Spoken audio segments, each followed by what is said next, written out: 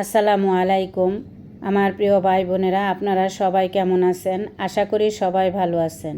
প্রতিদিনের মতো আজও একটি নতুন ভিডিও নিয়ে আপনাদের মাঝে হাজির হলাম।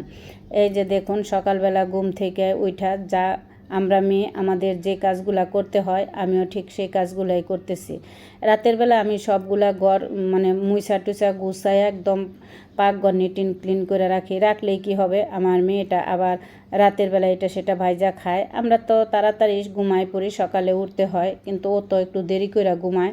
সেই জন্য দেখা যায় আমরা ঘুমাই গেলে কিছু না কিছু করে সে খাবে, হয় ফ্রেঞ্চ ফ্রাই করবে, নাহলে মিল্কশেক করবে, নয়তো পিঠা ভাইজা নুডলস রান্না করে ওর যেটা যখন পছন্দ করে খাবে ঠিকই, কিন্তু গুছায় রাখবে না, আমার মতো ক্লিন করে রাখে না। তা আমি আবার সকালে জানি আম্মু সকালবেলা উঠেই পাকঘর ক্লিন করবে, এই জন্য তেমন একটা গুরুত্ব দেয় না। তো নাস্তা টাস্তা খাইয়া পরে যে আপনার ভাই বাজারে গেল, বাজার থেকে পাঙ্কাশ মাছ আর মুরগি নিয়ে আসছে।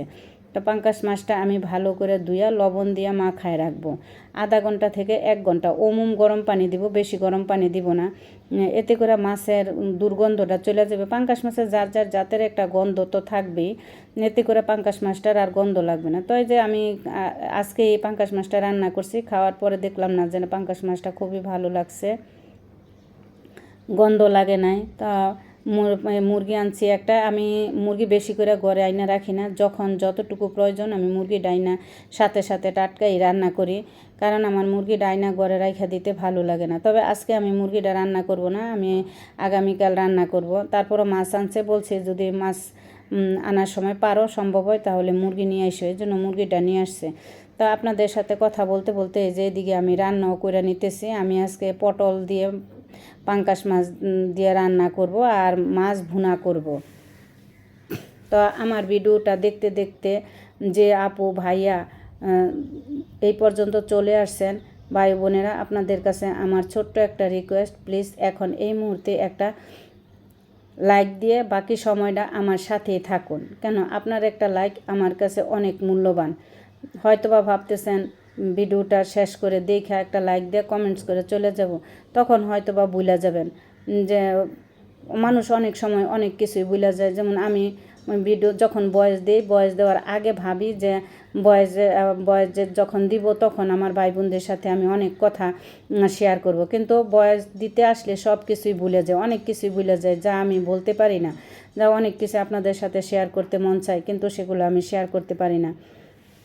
তো এরকমই হয়তোবা আপনারা ভুলে যাইতে পারেন। আমি জানি আমার ভাই বোনেরা যারা দেখে সবাই আমাকে একটা করে লাইক দেয়, হয়তোবা মনের অজান্তে ভুলে যায়। আর ভিডিওটা দেখতে দেখতে যদি আমার ভিডিওর কোনো অংশ আপনাদের ভালো লেগে যায়, তাহলে আমার চ্যানেলটা সাবস্ক্রাইব করে পাশে থাকা বেল আইকনটা অন করে দিবেন। পাশে থাকা বেল আইকনটা অন করে দিলে আমি ভিডিও ছাড়া মাত্রই আপনাদের কাছে পৌঁছায় যাবে। আর আমার ভিডিওর মধ্যে কোনো কথা বা কাজে যদি আপনাদের কোনো মনে কষ্ট লেগে থাকে, তাহলে আপনারা ক্ষমার দৃষ্টিতে দেখবেন, কারণ মানুষ মাত্রই ভুল হয়, আমরা ভুল করবই। কারণ যারা কথা বেশি বলে, যারা কাজ বেশি করে, তাদের ভুলও বেশি হয়।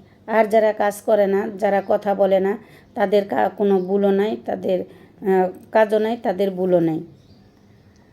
তো একটা মানুষ সবার কাছে প্রিয় হইতে পারে না, সবার কাজ সবার ভালো লাগতে পারে না। তো আমার কাজ যে সবার কাছে ভালো লাগবে সেটাও না, আবার আমার কাজ যে সবার কাছে খারাপ লাগবে সেটাও না। তো দেখেন, এই যে রান্নাবান্না করতে করতে রান্না করে শেষ করে নামাজ পড়া গোসল করে খাইতে আসছি। তো আপনারাও সবাই আসুন আমার সাথে খেতে। তো এটা আমি যে পুঁটি মাছ ভাজা নিয়েছিলাম, খেতে খেতে আপনাদের কাছ থেকে বিদায় নিতে চাচ্ছি। সবাই ভালো থাকবেন, সুস্থ থাকবেন। আজকের মতো বিদায় নিলাম। আল্লাহ হাফেজ।